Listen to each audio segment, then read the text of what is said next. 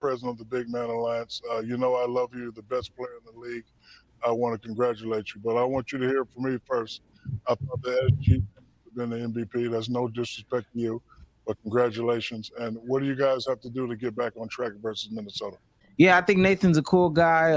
I think your last boyfriend Ron was much better. Shout out Ron. The NBA awards do not matter. And I would like to think that people think that, but every time I have this conversation, there's so much pushback. Listen, there's so much inconsistency. There's so much nonsense. There's so much disrespect in the conversation that I am to believe that NBA awards don't matter. And when I talk about inconsistencies and tomfoolery, I have to look at first and foremost the voting results for the MVP. Now, we talked about Jokic winning it. Who is weird on this list? Who is strange on this list? And we're just talking about a vote. Who is just strange on this list? Someone thought that Kevin Durant was MVP. Is kind of crazy to me. Nah, no one. He got a fifth place vote. I don't care. I don't care. Who else is weird on this list? Jason Tatum.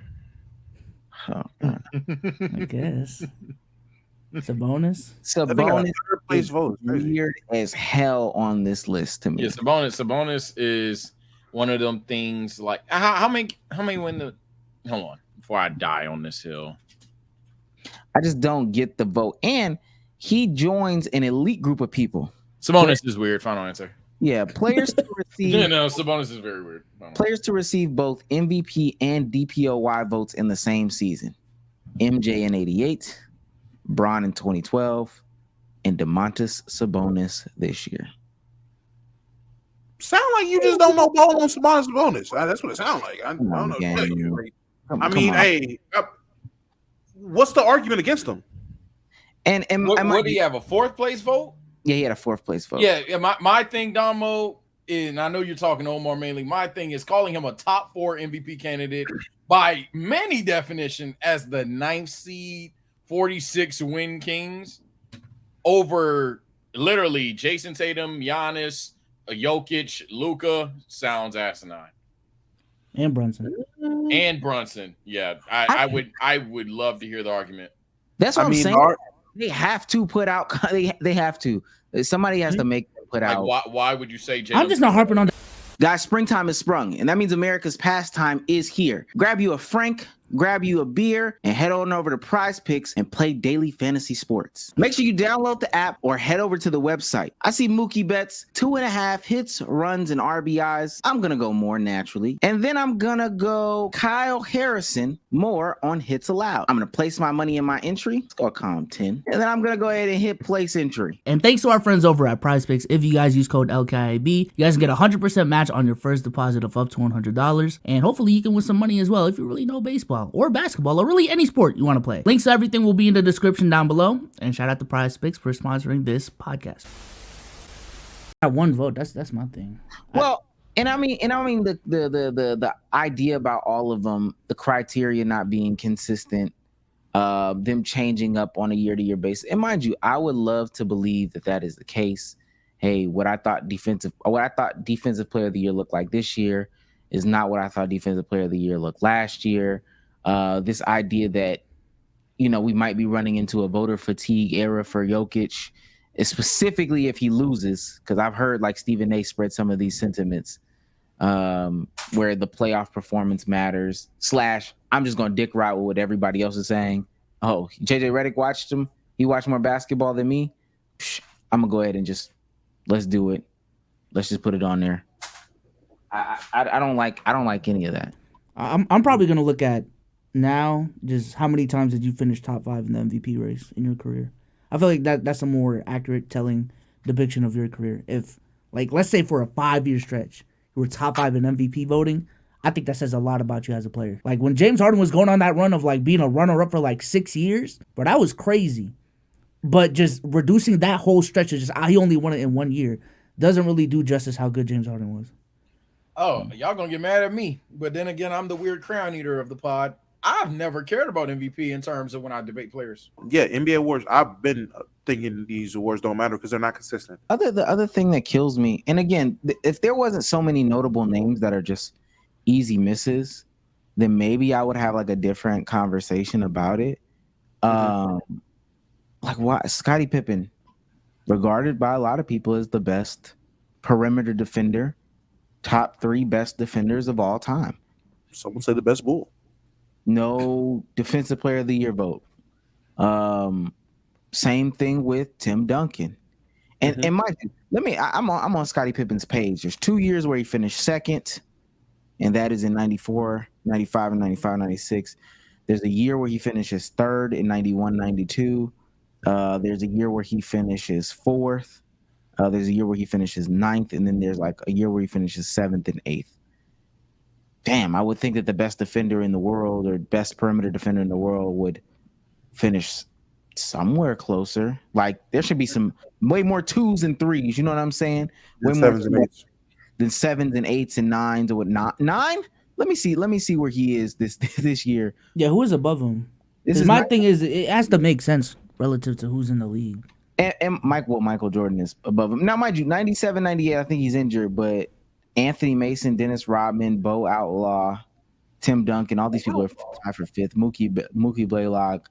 Oh, in 98? You're saying 98? Yeah. Oh, yeah, he was injured that season. That's probably why. But again, running back. I could go, there was a year where, 98. I could go to the years that he finished 4th. It just doesn't make sense. Tim Duncan is also in that same category. Tim Duncan has none. And again, I would be okay if some of these people were just running them off. Like if Ben Wallace had 8, you know what I'm saying? Then I'd be like, it is Ben Wallace. He was losing to Ben Wallace. It makes sense. But the inconsistencies it's too silly for me to have serious conversations about this. And they're not even respected because you cut the TV on and you see Shaquille O'Neal and he's doing stuff like this. Joker, the president of the Big Man Alliance. You are the president of the Big Man Alliance. You know I love you, the best player in the league. I want to congratulate you, but I want you to hear from me first. I thought the SG have been the MVP. That's no disrespect to you, but congratulations. And what do you guys have to do to get back on track versus Minnesota? Thank you. First of all, play the boing noise. That's I'm gonna say boing boing. God damn. Okay, that's a miss. That's a miss. No disrespect. That's a miss. That's right. We don't judge people here, so that's fine. It's your opinion. I'm joking. No, hey, all good. I love you. I love your brothers. One thing we always gonna do is keep it real with each other. Congratulations.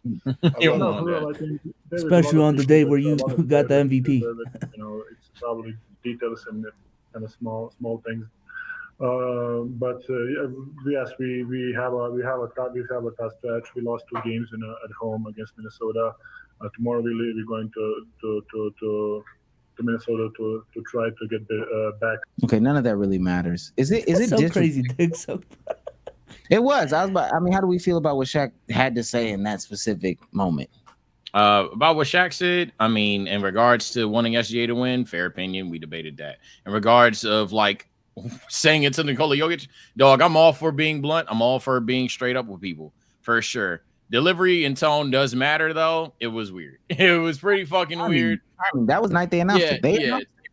Yeah, like, hey, you're the MVP. No, congrats. I just want you to know, I think it should have been SGA. Like, maybe we had that conversation when we out having fun or, later after your game against Minnesota. Hell, after you beat Minnesota.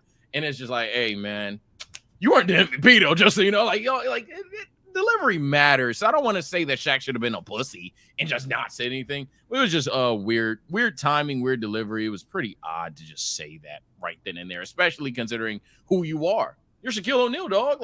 I know a lot. I know the enigma and your name right now at this point is the hater, but at the end of the day, bro, some of these players, especially the centers, gotta care about what Shaq says. And for you to just every time, just so you know, bro. I think Luka, damn, dog. That's like going to someone's wedding. You're like, damn. This shit cool, but you lucky I ain't like her. No, I'm like, I was at Ron's last week though. That shit was better, like respectfully, but congrats to you. Like, all right, dog, damn. You could have just kept that to yourself, gang. Or at least have that conversation tomorrow. Like you just had to have it today as it was announced. Like, all right, dude. Or telling them like yeah, I think Nathan's a cool guy. I think your last boyfriend Ron was much better. Shout out Ron. I think he should wish she was marrying Nate. Yeah, wish she was marrying him. But you got a problem with Shaq telling him to his face like that? Cool little wedding. Wait, what happened? You got a problem with Shaq telling him something like that? Oh no, that was dick suck. It was extreme dick suck, extreme shaboing boing. Literally, as that's really it. I don't really have much more to say about it. That was just dick suck. It was a fake Kanye moment. I'll say this, because this was going to be my original hot take. Probably better in hindsight. When we're talking about awards not mattering, and we're talking about situations like this with Shaquille O'Neal, where obvious, it should have been this, it should have been that. Dog, I'm not gonna lie. Like, one of the main reasons I don't check this shit is because even if it was consistent, Omar, your main thing was inconsistency. I really thought about it. Even if it was consistent, dog, at some point we would just not care, and it would be scripted to where certain players would win about 10, 12 straight. Like, for example, what's gonna stop Nikola Jokic from winning an MVP anytime soon? He literally, unless he just plays that worse or someone drops 50 a year. 50 a game. What's going to stop Nikola Jokic from, okay, he's playing with Jamal Murray and MPJ, who are good players, but they're not exactly, Damian Lillard on Milwaukee or Kevin Durant in Phoenix or anything like that. So he's going to have the team thing. Speaking of the team's good. So they're going to have a team record. He's going to have his numbers. He gets the ball enough. It's no way that Jokic is never not going to be an MVP race. So same thing with like Rudy Gobert to a lesser degree. It's no way Rudy Gobert is not going to be in a DPOI race. So it's kind of like, even if it was consistent, I can't believe there's some people that really like die hard about this shit. I know we went hard in the clip, but that's because we're talking about that specific discussion. We're not going to cheat you guys out of like the discussion that you want us to have. But ultimately, tomorrow, this being literally tomorrow, it is what it is. Like, this MVP shit, I think y'all blow it over proportion all the time. I just can't say we don't care when we have a lot of passionate conversations about it. That's all. Oh, we have passionate conversations when the conversation is strictly about it. But if we're not, I would never bring up MVPs. I literally never have, and I probably never will. Yeah, it's one of those in the moment things that just it's fun to keep up with as the season goes along. But literally, as soon as the playing tournament starts, who cares? But also, B-Souls, I've matured. I have. Cool. No. But I'm being serious. I've just moved past the need to sit here and decipher like who's the rookie of the year, who's the MVP, who's the defensive player of the year. Only because it doesn't serve me. If they start changing it up, it's just going to show the inconsistencies. Kind of like what Sage just said. All right, the criteria was set this year for it to be a top 10 defense for defensive player of the year, right? That was the top 10, top 5, and make the playoffs. Some shit like that. I don't have the Spurs having a top 10 defense next year. I don't have the Spurs having or making it to the playoffs, right? Wemby isn't going to win it until that happens. And by default, it's going to be Rudy Gobert for number 5, number 6, number 7. Like, it's probably going to take them some years to get to a top 5 defense, right? Unless Wemby cries about how he doesn't win DPOI, and then maybe. And if that does happen, then why are we even doing this? I can recognize with the maturity in me that, none of this matters, bro. Y'all are both defensive player of the years. How about that? If that makes everybody happy, y'all are all MVP. Same thing with Jokic. Jokic's going to do the same shit. Same shit this year that he did next year because he did it last year and the year before. Why he shouldn't just have the MVP? Until he drastically falls off, I have no clue. But you know who did fall off? Now let me chill. Oh wow.